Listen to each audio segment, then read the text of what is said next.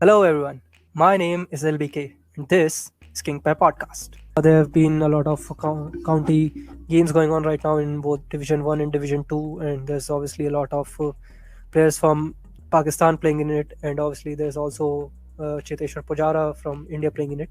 So, you want to take it away? Yeah, so I just want to start off with Haris Rauf because he recently took a 5 wicket haul. But I think we also have to look at the run rate that he got it at. I think his run rate was over 4 runs and over. And similarly, he also had a lot of people calling for him to be thrown into the test side in the Australia series. I think this is just goes to show he has the skill there. I mean, you don't just take 5 wicket hauls just because you bowled like awfully, but he's still very inexperienced. His FC record isn't great, and I mean that's to be expected. He's only played 6 matches so far. I think the plus about it though is that right now he's getting this experience in a completely different condition where maybe his bowling lineup is bowling strategy isn't something that's gonna really allow you to bowl effectively. His high pace and hitting the deck hard style isn't something that's going to fit in county cricket. He still got it 5 wickets, but they did come slightly expensive, and I think we could look at Umran Malik as this is a bit of a caution for sending in Umran Malik to England when he's still so green. You don't want to get wickets at a high economy, considering you have other strike bowlers that could do it at much cheaper of a price. Yeah. You know who Haris Rauf reminds me of? I think he is really similar to Umesh Yadav in a lot of sense. You see what style of bowling he has, how he goes by his job in general, and even his style of batting. It all reminds me of Umesh Yadav. I mean, the high, obviously bowling at a high pace and being tagged as guy who bowls fast but is not accurate at all times. Kind of being tagged as the second guy or the third guy for the job. You know how Umesh has been for India in both white ball and red ball. He's kind of always tagged as the guy who comes in when there's no Bobby Shami or Bumrah. That is when Umesh comes in, and it just like you said for Haris as well. That he's been now only that he's been uh, being asked to maybe debut for Pakistan in the red ball setup. Obviously behind guys like Shaheen or Hassan or even Naseem Shah. So seems like that is kind of become a category of bowlers, who bowl fast and have their own thing right now, especially in the test. Mm. And I think just to like go with that is that necessarily high pace isn't something that's going to a high pace alone at least isn't going to be something that's going to be getting you wickets and going to be extremely effective in test cricket. It's more about your line, it's more about your length and how consistently you could bowl it. That's why somebody like in the recent well, not recent, the tour of Australia for Pakistan, they had Naseem Shah there, they had Shaheen there, both very high pace, but both very green. And you're not going to expect somebody so young to have and so new to Test cricket to be able to go in and bowl with high accuracy and be able to be effective in that scenario. So I think Ye- the same thing goes with Haris Rauf. It's good that he's getting experience in county cricket, but we also have to watch that maybe he's not ready just yet. He could be in the future if he just keeps on grinding in FC cricket. I mean, everyone has their own learning curves. That uh, like Haris Rauf, he has come on in the later. Obviously not everyone can be Shaheen or just Bumrah who comes in the early 20s, or even Shaheen basically debuted as a teenager and took over almost instantly. So not everyone can be that guy. So I don't think there's a reason to push Haris Rauf instantly into the red ball setup. and I don't think it should be done in because there's no point of doing that even if he's doing well because that would just hurt him like it hurt Naseem Shah and Shaheen Shah Afridi during that Australia tour because especially even right now Pakistan is trying to gain experience in their pace department. I mean, they have Shaheen Shah Afridi, there's Hassan Ali, obviously, and Muhammad Abbas has been playing here and there, but there's still a lot of instability, and they might wanna get stable with their core bowling group before debuting someone like Haris Rauf. Yeah, and then moving on with the core bowling group, there's also Hassan Ali there, who I know a lot of criticism recently about his bowling, especially in the Australia series and in white ball series before that. I think we need to take that Australia Test series with a bit of a grain of salt when we look at the bowling stats, because other than somebody like, say, Pat Cummins, it wasn't a series that really benefited the bowlers too much. I mean, even Shaheen Afridi went at an average of 36, and other than him, no one else, like Pat Cummins was the one that averaged 22. Everyone else was much higher than him. It's not something that we could really hold Hassan to accountable for, in my opinion, at least. Yeah, that is kind of true about that test series because I mean that is not even something that you kind of can justify in general terms as well because as we saw in the series that the pitches were not only flat, they were like they were absolutely refusing to break down even on the fifth day in most conditions, and it was only that in the second and third game that there was some reverse swing on offer that they could finally exploit, especially Australian bowlers.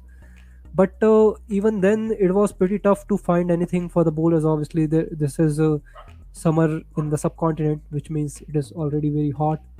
Plus, there's no help from the pitch, so you can not really put anything on Hassan in that sense because he is trying his best. But if there's nothing that he can work with, then how can you expect him to succeed?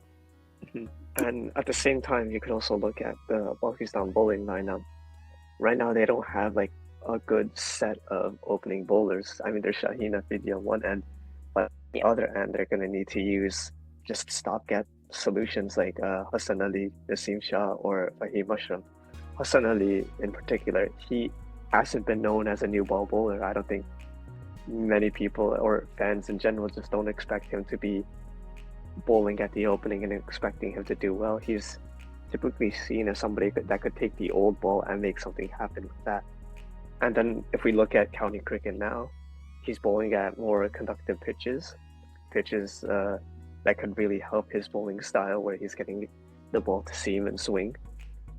And he also has a strong bowling lineup around him, and it's been working wonders for him. He's been getting 5 wicket hauls. I think he got 2 so far. Yeah, you know what this reminds me of? You know, last year when Indian women's team was touring England and Australia, and Harmanpreet Kaur was not able to do that well.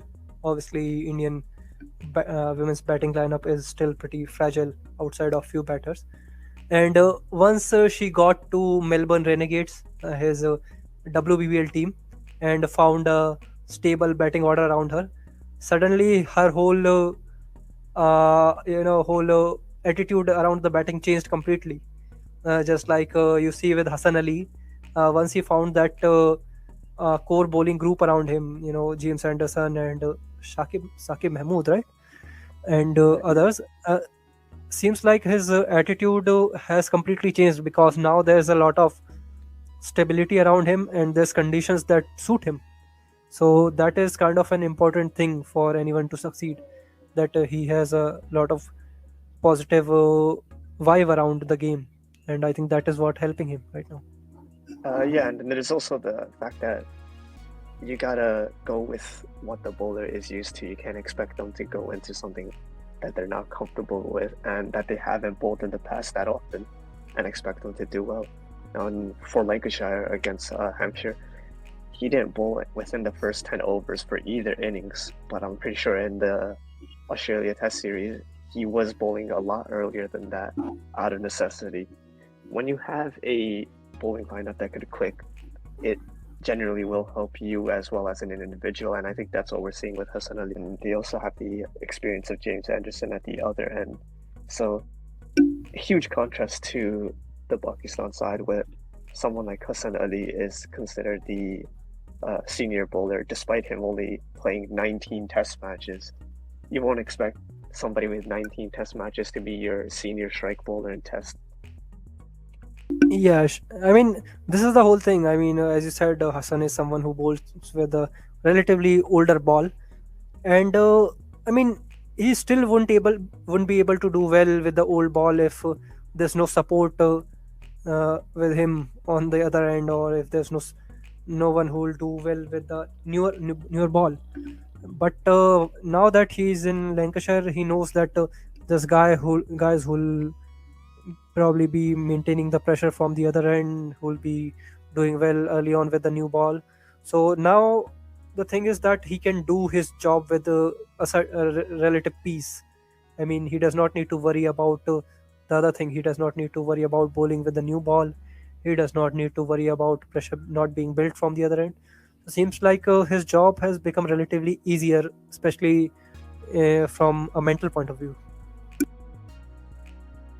Yeah, and it's just really about what you surround yourself in the team. And I know it's a completely different scenario with the IPL than tests and FC cricket, but you also see it down into the shortest format of the game, where if you have a good support around you as a team, then you could do well. You could be a brilliant player, but if you have absolutely no support in FC cricket, then you're not going to win them the game all on your own. You need somebody on the other end that's maintaining the pressure and that's also helping you along the way. And I think that's what we see is happening in Lancashire. Yeah, I mean, doing well alone kind of reminds me of Cheteshwar Pujara, who has just hit his third century Mm-hmm. for Sussex today. And seems like he's probably the only bright light for Sussex in all these three games. I mean, Tom Haynes scored that one double hundred in the game against Derbyshire, but other than that, seems like Sussex is really depending on Pujara to do well. I mean, there's been a lot of contrast between Pujara and Rizwan's performances. Rizwan has not been able to get going in most of his innings. Either there was one of the innings where he got to 22 and that got out, but other than that, seems like he is kind of vulnerable to the moving ball, as we saw even in the Australia series that he got out a lot when the ball started reversing, especially to Mm-hmm. Mitchell Stark. Yeah, and going back to Cheteshwar Pujara, I think he's been brilliant this so far in the FC tournament.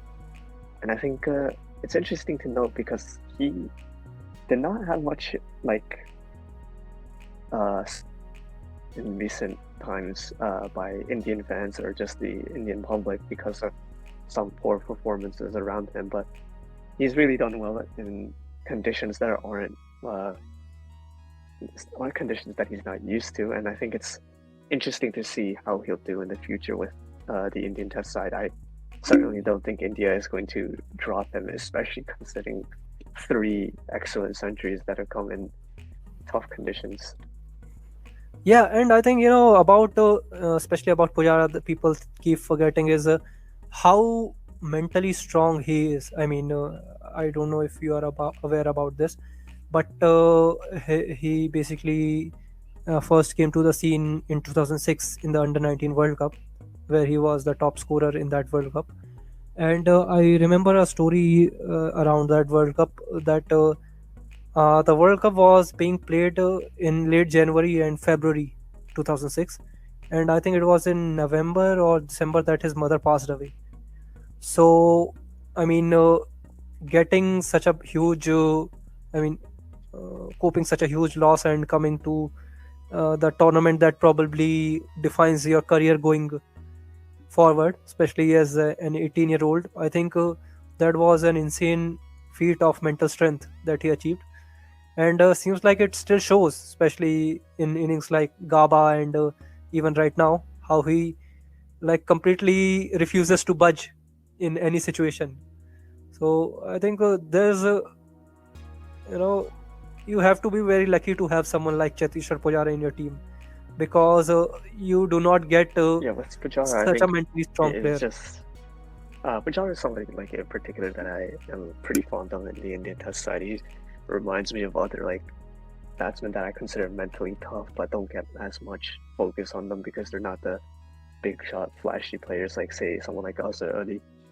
They're not players that you'll expect to just take the game away with huge, flashy shots and like just brilliant innings where you're seeing fours and sixes come off the bat, or just but they have something special in them where they're just workhorses and they're going to just be there like metronomes. They're going to be batting and batting throughout the whole innings, and I think that's something essential that you'll need in a test side. I mean, if you look at some sides like England, they don't really have a workhorse batsman there. They only have Joe Root there, who's going to be more of your impact player, and it's basically the entire batting lineup. It's a side like Australia. I know he's considered one of the Fab Four, and he's also like a big player. But Steve Smith could also be considered one of those metronomic players where he's just there at that end, batting and just toiling away. And at the end of the day, that's a big part of what Test cricket is. Yeah, I mean, one thing that stands out about Pujara is the way he gets his runs, because we talk about the kind of player the Fab Four are. I mean, Kane Williamson and Joe Root are more of your you can Kane Williamson is pretty much called Kiwi Sachin, because he has kind of adapted that way that Sachin used to play, very calm and composed. Even Joe Root is kind of an extension of the old England Test players, like someone like Michael Vaughan or Ian Bell. I don't even Ian Bell was a bit different. But in case of Pujara, you see a lot of things. I mean, Pujara basically can show you a lot of range in just one innings. I mean, one innings that comes to my mind is the 100 that he scored in Adelaide, where he basically took 150 or 160 odd balls to get to his 50, and then suddenly he got next 80 runs in 70 or 80 balls. So basically, what he can do is he can grind it out if he wants to, and then he can also attack if he wants to. So that is something so unique about him that really makes him stand out, because he has a lot of gears that usually people do not see in a lot of players. Yeah, and the grit that's shown by Pujara is something I think that's been severely underrated, especially considering recently you haven't seen as many draws. But grit shown by Pujara is something that is essential to a test side, in my opinion, at least, especially if just batting collapses around you. You don't just want a batsman that could take charge and just completely flowing. You also need a batsman that sometimes, depending on the scenario, is going to consolidate and make the team at a more slow and steady and confident pace so that they could take the game further rather than just trying to get the ball rolling right away and maybe trying to take the game away as quick as they can. That's not a easy way to go about in test. It's not something that is often successful, and that's why I think Pujara is an essential side for both the county cricket and also for India in general. Yeah, I mean, with Pujara, this whole thing about him having the kind of mental strength that probably uh, you won't find elsewhere.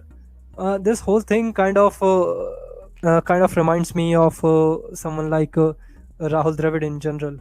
I mean, they both played at three for Indian Test, and he has a similar attitude around the game. He does not like to be in limelight a lot. So I think that is what Pujara is in general. He just gets his job done, and does not he's not seen on television a lot outside of his game, or you do not see him in interviews a lot, but he gets his job done. That is as simple as it gets for him. And I think moving on to another player from the subcontinent in county cricket is Shan Masood, who has been taking county cricket by storm. I think he scored 2 double centuries, and not something that you see often where a player is going to be doing 2 double centuries in consecutive innings. Going along with that is something that we see is the openers discussion for Pakistan, where you have Abid Ali, Imam ul Haq, Abdullah Shafiq, and Shan Masood all there.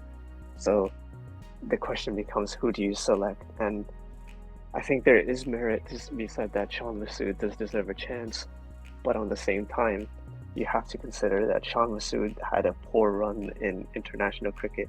He just seemed to be finding form, and it is doing extremely well in county cricket. But hindsight is 2020. We don't know what was going behind the scenes in, say, in the Australia series, and the exact reasons why they chose Imam ul Haq over Shan Masood.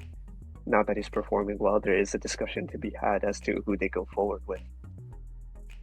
I think it is not completely bad to be spoiled for choices like Pakistan is right now, Mm. especially given that they right now have a few options. And to be honest, I like that they tried Abdullah Shafiq and and Imam ul Haq as their openers in the home series. I mean, that is what India does as well. I mean, we have the away openers in Rahul and Rohit Sharma, and then you see them completely vanish in the home test series. I mean, that's where Mayank Agarwal and Shubman Gill open. So that is not really a bad thing in general, because that is obviously getting rest to someone like Shan Masood and Abid Ali. I mean, they both are in their 30s as well now. So getting them some rest is not a bad thing. And especially since Masood is actually playing, you know, county cricket, which is basically helping him gain even more experience. So it is not bad at all, especially for Shan Masood, even though you need to get something done for Abid Ali as well. But outside that, I think it is a really good thing in general. Yeah, and with Abid Ali, he had a heart condition that kept him out of the match. I think he needed to recover from that, so that's why they ended up going with Abdullah Shafiq and Imam ul Haq.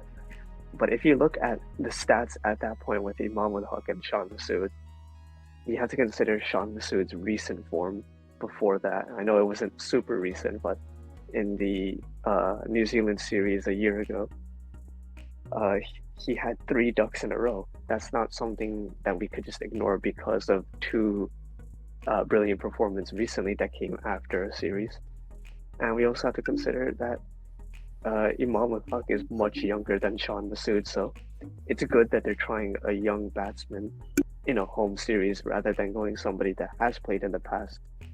And they both had similar overall statistics. They both average in the high 20s, which isn't stellar in Test cricket.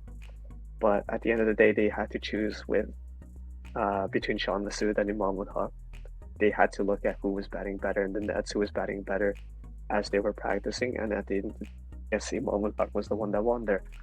Now that Shan Masood is doing well in county cricket, I do not think that really merits right away Imam ul Haq to be dropped in the side, especially considering he did well despite the helpful pitches. He still was able to score runs. I just think that we Yeah, need to consider both of them, but not just completely drop one of the players because another is suddenly doing well. yeah. I mean, this is how things happened between Rahul and Gill as well. I mean, Shubman Gill got injured during that England series, and suddenly KL Rahul came in and started performing well.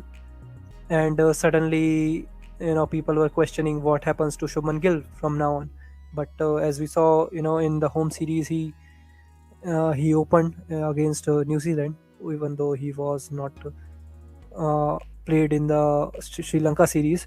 I think one thing that one lesson that we get from comparing both of these situations is that if you have options, obviously it is nice to you know have options in general, just like we do. I mean, England does not even have those options, so there's that for them. But I mean, if you have those options, it is not bad of thing to try them out, like Pakistan did to Imam ul Haq. And I mean, even if he had failed, that people would have questioned why he was played and all. But I mean, now that he has done well in that series, I think that is a good thing for Pakistan. I mean, Shan Masood is right there. He's not going anywhere. You can still have him for maybe away games, especially for conditions like say England or Australia. I think he'll do really well in both of these conditions. Maybe New Zealand, that New Zealand tour was a nightmare for him, but maybe he'll do better next time.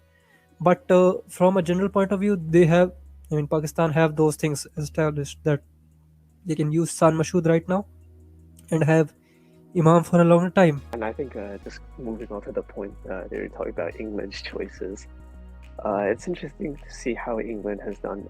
In 2014 to 2015, 2017, they averaged 34 amongst their openers, while the overall average in the world was 37. Now, 2018 to present time, the overall average for openers is 32, and England's average is 27. You know, in both eras, they did lag behind the overall stats, but right now they're averaging lowly 27, and it's a lot of questions to be had as to who are they going to open with. I know they've like chopped and changed. They've had many different openers come in, and they've been rotating a lot of openers pretty often.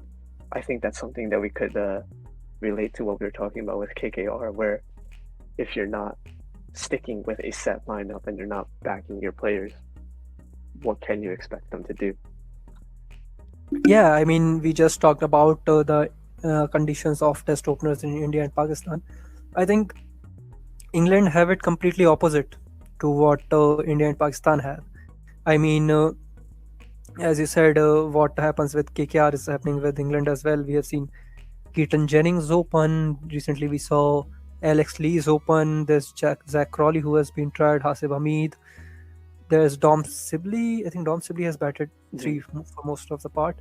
And for a few games, so they even tried Ben Stokes here and there, although that was temporary. Joe Root used to open early on. I think one thing that has been with them all these years, especially around opening, is that once they get a good player around, in older times they had Strauss, they had Truskothin before that, and then they got Alistair Cook. I think that has been their problem, that they do not work except outside of these guys. I mean, once they got Alistair Cook, they did not really bother about getting another guy to be with him. It was just a door of a lot of batters coming around, but no one exactly settling in that role. And I think we could relate that to someone like Rory Burns and Hasib Hamid. Rory Burns is probably one of the better openers for England, but he is also subject to this chopping and changing where he hasn't really had like a set position in the team. He just keeps being swapped out along with all the others. Like we had Alex Lees, like you said, in the West Indies series.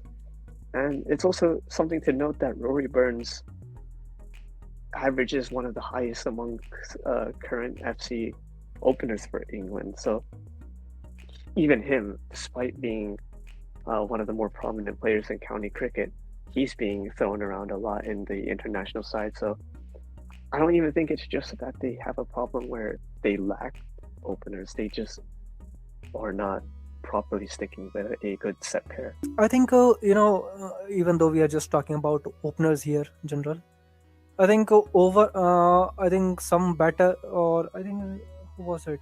I'm not sure, pointed out that there's a lot of issue around toxicity, especially in the England red ball setup, and it shows actually. I mean, you see what happened with them on the Ashes tour. I mean, I can ask you right now that before the Ashes happened, you, me, you, or anyone else was expecting England to get defeated like that. I mean, that was obviously going to happen. But the thing around England was that they were kind of being in denial about around the whole situation about how bad their overall team was. And once that happens, once a situation like this Ashes happens where a team loses so badly that they are demoralized so much, I think what they do is that they just keep changing the openers rather than maybe trying to work around to get a stronger team, maybe give longer ropes to the batters. They just keep using those openers as the scapegoat. I mean, obviously you are not going to drop someone like Ben Stokes or Joe Root, or even now they have dropped James Anderson and Stuart Broad, but back then they won't even dare to do that. So I think there's a lot of situations where England cricket fails to put their foot down, and in those situations, that is what they do. They just drop the openers and get the new ones. It is like a toy for a toddler. Like if you look at the Ashes series, like you mentioned, they started off with Rory Burns and Hasib Hamid for the first couple of matches, and then I think in the third match, they replaced Rory Burns with Zach Crawley. Then at that point, they already lost the series, but they were still chopping and changing around their openers. Next match after that, Rory Burns was back in and Hasib Hamid was out. And then the same thing in the fifth match. I think it was the fifth match that Hasib Hamid was out. So they haven't exactly been able to, even when it wasn't necessary, they didn't need to swap their bowlers, their openers again after they lost the series. They might as well continue with those openers and just try to make a lineup, but it hasn't been happening for them. I mean, Hasib Hamid and Zach Crawley, they are both still really fresh. I mean, they are about 25 years old right now. And I mean, what are you going to do with your youngsters if you can't make them feel secure about their places in the team? If that keeps happening with great prospects like Hamid or Crawley, then I mean, you do not have someone as good as them outside of, let's say, Rory Burns. So if you can't provide them the confidence, then I don't see there's any way that England can work around the whole situation. I think just to end off with, if you have several different openers, all of them are not doing well, I don't see any harm in just sticking with one pair. If the other pair, basically at this point is going to also not do well, then I really don't see what's wrong with giving two people an extended run and seeing if they could build a good partnership and click together, rather than just changing the openers again and getting the same result. Yeah, right. I mean, this is pretty much the simplest approach to follow that England kind of refuses time and again. That maybe someone needs to be given the long rope, and they need to give them time and chance in different conditions, because obviously the conditions in India are not like England. The conditions in South Africa are a bit different. There might be different conditions in Pakistan. So seems like they need to keep giving those two guys chances rather than giving two games to every single guy and then crying over the spilled milk that nothing worked out for them. So that ends the coverage for us today. We'll see you next time. Till then, goodbye.